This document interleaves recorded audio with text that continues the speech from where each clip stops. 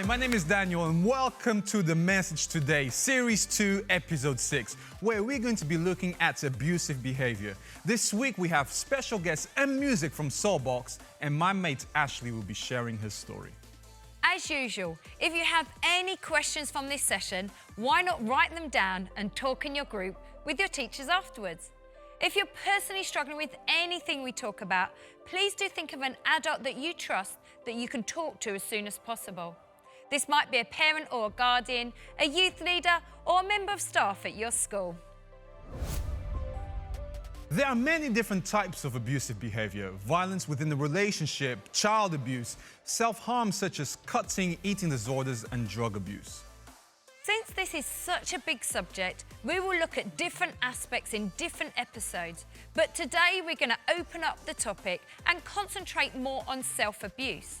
In particular, the choosing of a lifestyle which may include recreational drugs and alcohol that appear to be fun at first, but can possibly turn out to be harmful and abusive to us, both physically and emotionally and/or socially. Let's take a quick look at Demi Lovato's reason for getting into drugs and alcohol from her Simply Complicated documentary. Growing up, I had been bullied in school, and I felt like an outsider. I felt like an outcast. At that time, I became friends with a girl who was popular. And one day, I asked her, "How do you have all these friends?" And she was like, "Well, do you party?" I was like, "What do you mean?" And she asked me, "Do you drink?" We experienced a lot of stuff together, drinking and using and growing up. We started drinking fairly early. To me, it was like, we're just having fun. We're kids. Everyone's doing it, so we're going to too. Little did we know that there was gonna be like this downward spiral. My first time doing coke, I was 17, working on Disney Channel, and I was with a couple friends, and they introduced me to it. I was scared because my mom always told me that your heart could just burst if you do it, but I did it anyways, and I loved it. I felt out of control with the coke the first time that I did it.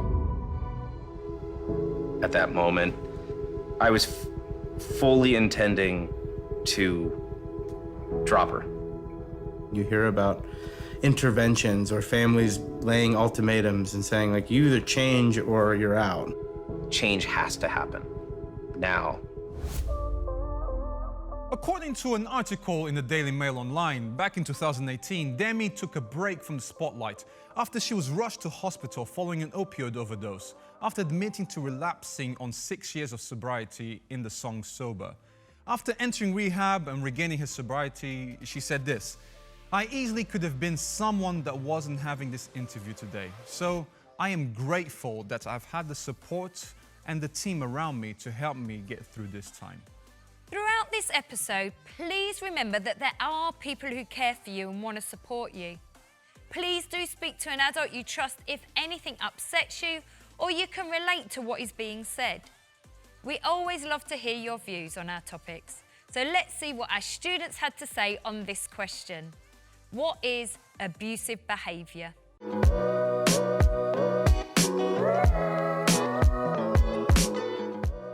Abusive behaviour can come in different forms. So you can have someone that's maybe physically abusive or abusive through the things that they say that can affect your mental health. So verbally abusing someone, verbal abuse.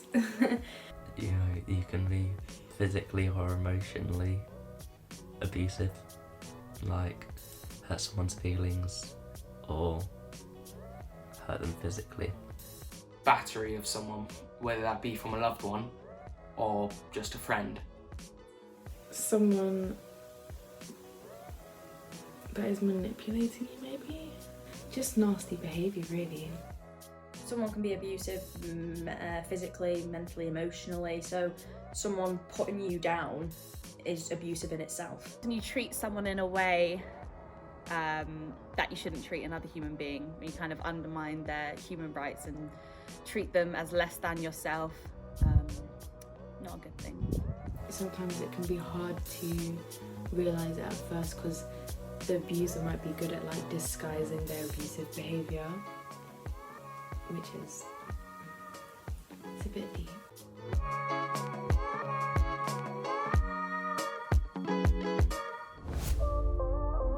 Thanks, guys. Up next and back with us again is Sammy, John, and Ben from Soulbox, sharing their perspective on today's topic too.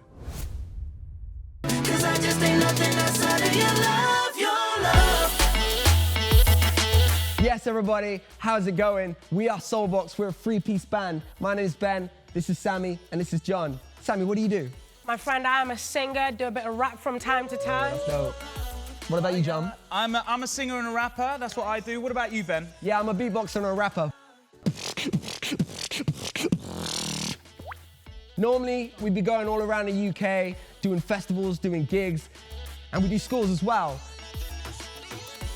And so we're here bringing you some content today. Thanks, Ben. And today, everybody, we are looking at the topic of abusive behaviour, and there's two definitions that will help us understand this better. The Urban Dictionary defines abuse as a destructive act towards someone that can cause mental and/or physical damage. Most abuse can leave a person feeling vulnerable. And the other definition that's really helpful for us to understand this topic is actually of self-abuse. According to Wikipedia, self-abuse may refer to self-harm, the intentional, direct injuring of one's own body without suicidal intentions. Self-destructive behaviour patterns or behaviour to inflict metaphorical or literal harm on oneself. And you know what, for us as Soulbox, there's so many different points in our lives where we've been through things and we've ended up actually inflicting abuse on our own self through our behaviour and our actions. And we do this so that we can share with you guys stories of how we kind of came out of that and stories that help you find hope in that. And John, I thought it'd be amazing if you could share some of your story with us today. Yeah, thank you, Sammy. This whole idea of self-abuse is something that was really relevant in my life when I was a teenager. See, when I was about 12 years old, I had one plan for my life. The one plan for my life was I was going to be a roadman. I was going to be a gangster. I was going to be a bit of a bad man. And I know that sounds a bit silly looking at me now, but that was the lifestyle that I wanted to live. And when I was like 12, 13 years old, that had a really big impact on me. It impacted the way I acted. I decided I was going to go and get involved in fighting and start smoking and start drinking. And actually, all of those actions are quite abusive to yourself. I was going into fights intentionally knowing that I was going to get hurt, and I willingly went into those moments. As well as that, as I got older, it just kind of intensified. I got to year 9. I had a lot of friends around me who I would later actually realise was basically a gang. I started selling drugs for them, intentionally putting myself in really horrible positions because I kind of wanted to do it despite the fact that it was abusive for myself. As well as that, as I got even older, kind of to year 11, I ended up with a borderline alcohol dependency, and I actually got removed from school as a consequence of the lifestyle that I was living. Just a cycle of destructiveness, basically.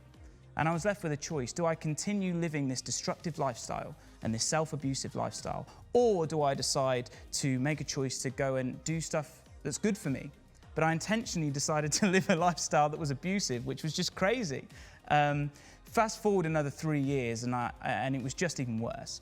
I couldn't leave my area because of the person that I was, because people wanted to fight me, or the people that I was involved with. It got to the point where I couldn't have a day without alcohol because I needed it. It got to the point where everywhere I go, I would fight and be abusive. I was selling drugs, not just Class C, but Class B and A drugs as well, and putting myself in harm's way. My life was just the definition of total destruction. And I didn't like it anymore. I wasn't happy with it. And I remember my brother, he's a Christian, and he used to say to me, look, John, if you're ever in trouble, you should pray and God will help you out, because he's a Christian. And I decided to pray one day. I was in a room by myself, No one else was there, just because I thought it was a bit embarrassing praying. So I was in a room and I said, it sounded really silly, my prayer. It was something like, look, God, if you're real, can you help me out, because I'm a little bit stuck. And I said that and I waited. And like, I didn't think anything had happened.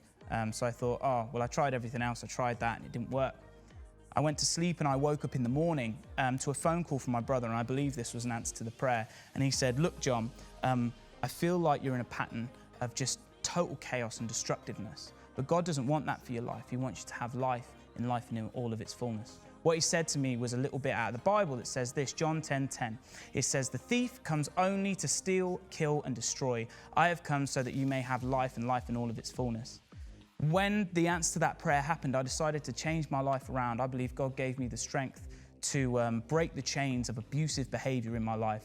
I decided to stop drinking, and I was sober for 2 years, changed my life around incredibly, and I was so much happier and healthier. It got to the point where actually I lost 3 stone because of all the alcohol I wasn't having. The abuse on my body had an actual effect, and then what happened was, once I stopped doing that, all of that weight lost. I stopped smoking, my throat felt so much healthier and so much greater. And as well as that, I decided to move out of the area that I was living in. All of my friends, I now realize, who were involved in that life with me are now either dead because of drugs overdose, or they've been killed, murdered because of the lifestyle that we lived, or they're in prison. God intervened in my life in an incredible way, and God gave me the strength to break that abusive behaviour and live life in all of its fullness. Some people think that abuse is only what you can do to other people, but in my case, I was basically abusing myself.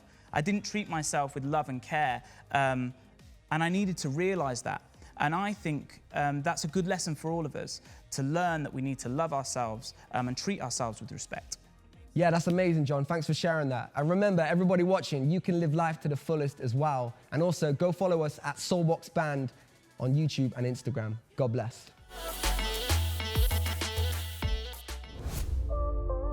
Teen drug abuse can have long-term cognitive and behavioural effects, since the teenage brain is still developing. Teens may also have a greater risk of developing an addiction when they are adults. Alcohol is the substance most commonly abused by teens. The social acceptance of drinking among people of legal drinking age can lead many teens to view alcohol as relatively harmless. Research suggests that teens are more likely to binge drink because their impulse control hasn't fully developed. Just because you or a friend have experimented with drugs or alcohol, it doesn't mean you'll become an addict. It's more important to understand its dangers and why you might be tempted to experiment it. I have a question for you. What do you think the common reasons for a person to abuse drugs are? Just pause and have a think. It could be curiosity. What does it taste and feel like? Will I enjoy it? Maybe peer pressure. Everyone else is doing it, and you conform just because you don't want to be rejected. Or stress. Maybe this will alleviate the pressure. Or emotional struggles. Maybe drugs can ease the pain. Or a desire to escape. Maybe drugs will help you to forget your worries. Don't just accept the reason as an excuse. All of these reasons need to be explored, ideally with an adult that you trust. So that's the why, but what about the how? Let's look at how excessive alcohol affects our bodies and brains.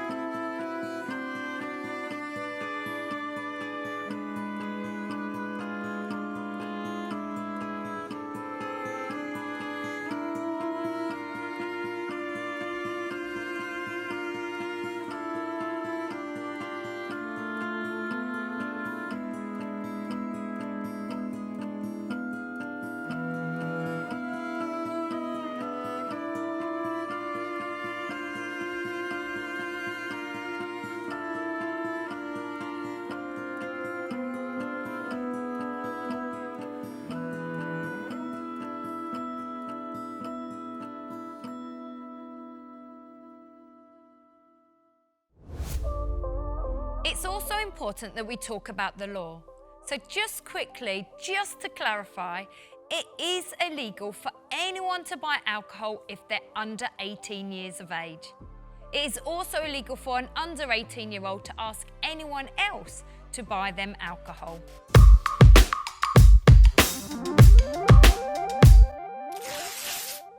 According to Taste Atlas on the 5th of October 2020, the favourite alcoholic drink in Britain was whiskey.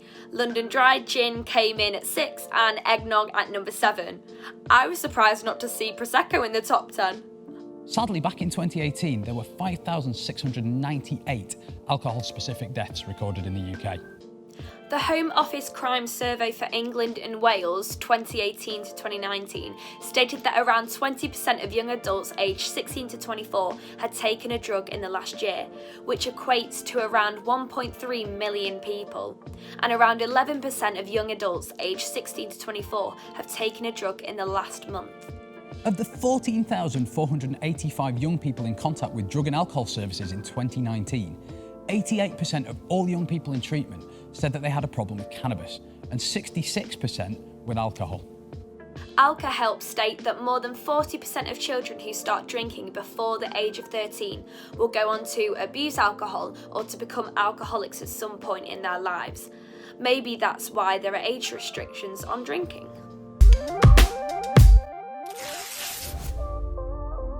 Sadly, over the years, many celebrities, unlike Demi, have actually died due to drug taking. Prince, the renowned musician, had been suffering from an opiate addiction for some time before his 2016 death. He was found unresponsive in his home and died at the age of 57. Michael Jackson struggled to sleep at night, so paid Conrad Murray to prescribe and administrate the drug Propofol daily. Murray was sentenced to 4 years in prison for giving Jackson a potentially lethal dose, which directly led to his death. Amy Winehouse, singer and songwriter, was just 27 years old when she died back in 2011. While many thought Winehouse died from a drug overdose, her cause of death was actually accidental alcohol poisoning. The coroner referred to it as death by misadventure and said that her blood contained 5 times the legal alcohol limit. The Amy Winehouse Foundation was set up by Amy's family after her death and has the aim to inform and educate young people about the effects of drug and alcohol misuse, as well as to support those seeking help for their problems and those needing ongoing support in their recovery. You can book them to come into your school today. Life has its ups and downs and challenges, so whether you have already started experimenting with drugs and alcohol as a bit of fun, or maybe you're struggling with an area in your life that has led you into this, let's make some wise choices and get some support. Let's take a look at Ben Lionel Scott's motivational video, When Life Gets Hard.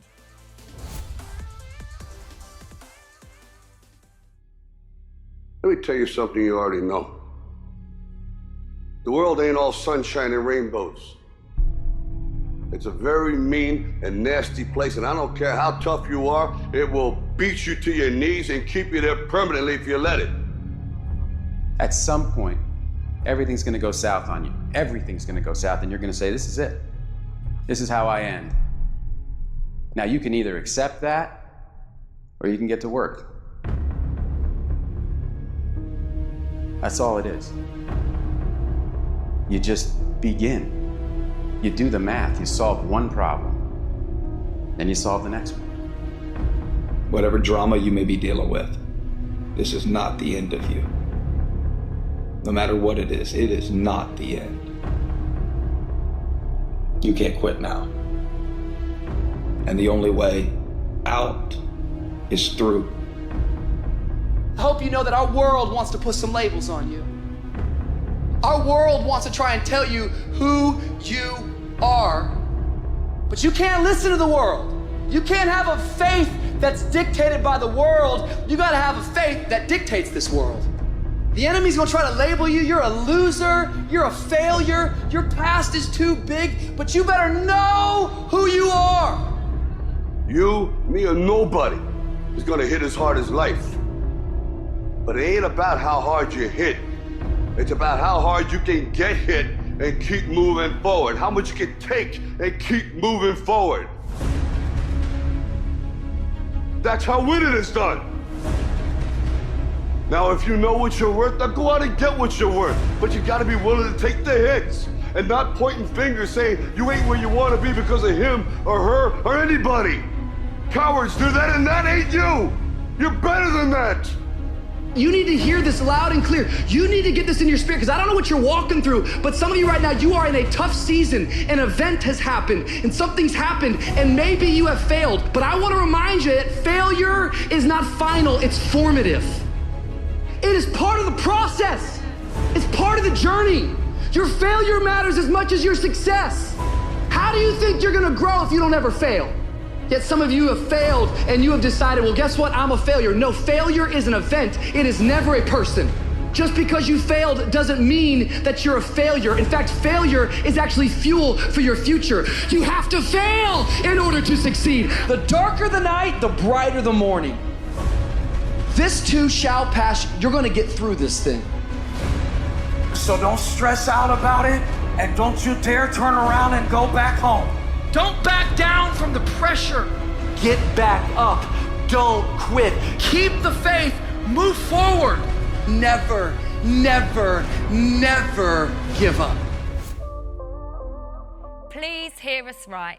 We're not saying you can't enjoy alcohol when you're old enough and obeying the law, but what we are trying to say is be wise, as we don't want you to struggle like so many others have. Actor Robert Downey Jr., you may know him as Iron Man, said this: "Getting sober was one of the 3 pivotal events in my life, along with becoming an actor and having a child. Of the 3, finding my sobriety was the hardest thing." Russell Brand, the actor, comedian and author, said, "The mentality and behavior of drug addicts and alcoholics is wholly irrational until you understand that they are completely powerless over their addiction, and unless they have structured help, they have no hope." Drug addiction and alcoholism may be 2 of the hardest things to overcome, but there is help out there. If you are struggling or know of someone who is, then first and foremost, speak to an adult that you can trust to get advice and support from. You could also consider visiting your local GP or checking out one of the following websites: Think You Know, Kooth, Young Minds, Childline, the Lily Joe Project, and The Mix. Forbidden Knowledge said this on Instagram: "Learn to have fun without alcohol, talk without cell phones, love without condition, dream without drugs, smile without selfies." Wow, I think this is such a challenge and I want to try and take that up. What about you?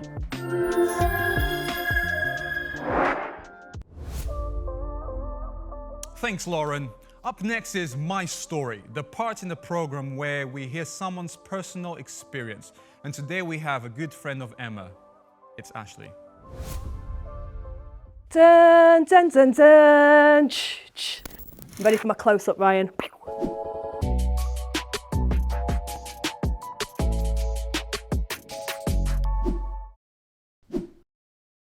My story starts with me wanting to be the centre of the universe, wanting to be successful, wanting to have all the things that I grew up watching people have in magazines and just being a part of that. Going through school, I was desperate to fit into the crowd and be popular and have the nice shoes and the best school bag, and that's where it started for me. Sadly, the family I grew up in, my mum and dad worked so hard, but were unable to give me and my sisters that start. You know, we didn't have the best things in life. We didn't even have trainers, actually. We were sent to school in pumps, which is tragic, but yeah, such is life. Anyway, that kind of led me down a spiral that continued over quite a long time. I went through college, and you know, going through college, it was sort of being around boys and wanting to fit in and wanting to be fancied, and people started smoking, and I've always been a black sheep, always wanted to push the waters and the boundaries a little bit too far. And I lived in this world where if you just try smoking, you'll fit in. You know, if I slept with this person, then you know that'd be cool. I'd be, you know, popular. And sort of fast forward in 10 years later, that want and that desire to fit into what the world has as a living guide for young people today as a boundary to sort of be pushed, led me down making some terrible choices. So fast forward 10 years, my life has moved on massively. I was living in London at the time, partying all the time, drinking every week, taking a lot of drugs, just really abusing my life and abusing just out the precious time that we're given. I ended up going down a spiral of escorting to pay for my drug addiction, which I didn't think was a drug addiction at the time. For me, it was just, oh, I'm here for a good time, not a long time. But £1,000 a week was what I was spending averagely on drink and drugs a week. My lifestyle led me all over the world. I'd be partying in Vegas one weekend, then over to Ibiza. Very much the Instagram lifestyle that so many people see today and aspire to have, girls walking around in Cartier bracelets, driving around in nice cars. I can honestly say I've been there, I've had it, and I've done it all. There is nothing that I've not tried. And yeah, kind of you get to a point where I had all this stuff, all this money in the bank, nice cars, I was going where I wanted, and just realising that actually I didn't really have anything at all. Felt incredibly empty. My life didn't really make sense at any point. And I was constantly still searching for things, and it was just things after things after things after things. I'll get this and I'll be happy. If I just do this, I'll be happy. If I just acquire that. And I spent 10 years going down a spiral. And the thing is with living like that is you go down that path and stay there much longer than you ever anticipate, and it costs you far more than you ever want to pay. So yeah, then really how my life changed was the big G. So my mum bargained with me to go to church. She saw that my life was really empty. In fact, she'd seen it was very empty for a very long time. And she sort of said, well, if you come to church with me, and I was like, no, I'm not going anywhere near those Christian folks and not having that, no. But she said, listen, roast dinner, go to church and we'll see what happens. So I was like, yeah, winner, I'm always on for chicken dinner. So I went to church, and it was really bizarre actually. One of my friends was leading the church service. This was a boy I looked after when I was a teenager, and he really challenged the way I was thinking, and just slowly, just things started changing in my life, and just the way I was viewing the world, the way I was viewing the things that I wanted. It really put a lot into perspective for me, into the way that I was living my life. And really the only time I ever thought about God was when I was high with my friends. It used to be a laughing joke that we'd have conversations at night when we were going to bed trying to sleep, and it'd be what came first, the chicken or the egg, and where does God fit into it all? And a part of me would always think, like, is there a God? Like, does this really matter to me? It turns out it's the only thing for me that's important. It's the only thing that makes sense. So yeah, cut my story short, getting to the end of all that, I was looking for a way out, looking for my life to make sense. And one day in a hotel room in London, I ended up on my knees and just praying and just saying, God, if you're real, if this is true, if you sent your son to die for me, then I want to give my life to you and start doing things your way, because my way really hasn't made sense all these years. All I've ended up with is a dirty bank account and a sore nose. So yeah, I got up from there, and it's been just a massive journey upwards. I made a decision that day to live the life Jesus died for me to have. The last thing I'd leave you for is just like, imagine you're walking through a graveyard now, and I kind of think about this a lot, and you see somebody's name and you see the date that they're born and the date that they die, and there's just a dash in between the two dates. And if that's really what your life's summed up as, it's just a dash, it goes so quickly, just to really think about how you're living. You don't have to put yourself through all that pressure and all that abuse to know that you've got value. You were made fearfully and wonderful. My name's Ashley Cherry, and this is my story.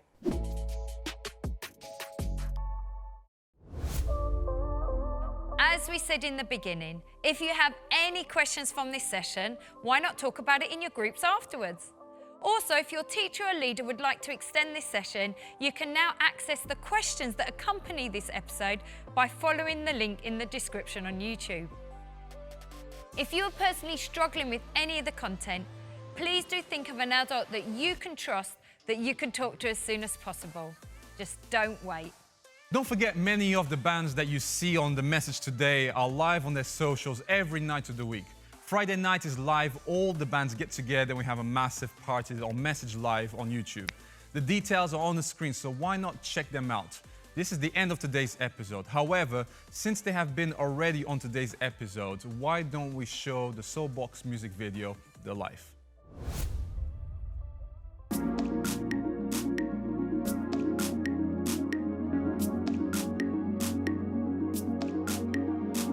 Heavenly, you took my breath away, can't believe we used to be enemies. My life was poison, you gave me the remedy. Right now you're changing my destiny. See, I've messed around, slept around with false gods. I hit the ground and let you down, it's my fault.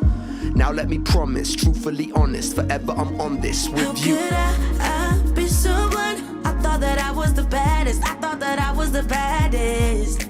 Caught in a madness. How could I be someone? I thought that I was a savage. That was just average. That was just average. I need you, the life. Can't keep running from my sins, cause I need you. No lie, the life I was living, it wasn't alright. I'm sick of walking away from your love. I'm here to surrender it all, cause I need you, the life. And I don't need to think twice.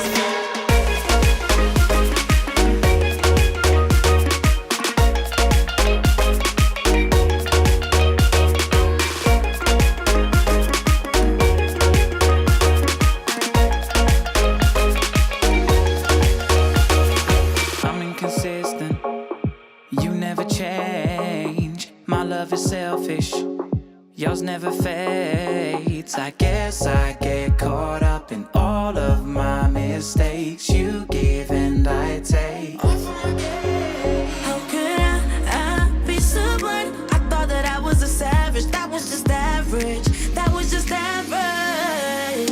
I need you, the life. Can't keep running from my sins, cause I need you.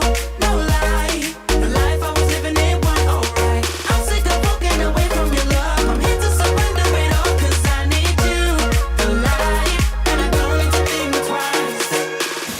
I was stuck in my past, you changed my story and gave me a path. You opened my eyes, you lifted me up cause you cut through the lies. You fill me afresh, I'm drawing on you cause you're my every breath. I don't need nothing when you're by my side, cause you are the way and the truth and the life. I need you, the life. Can't keep running from my sins, cause I need you. No lie, the life I was living, it wasn't alright. I'm sick of walking away from your love. I'm here to surrender it all, cause I need you, the life. And I don't need to think twice.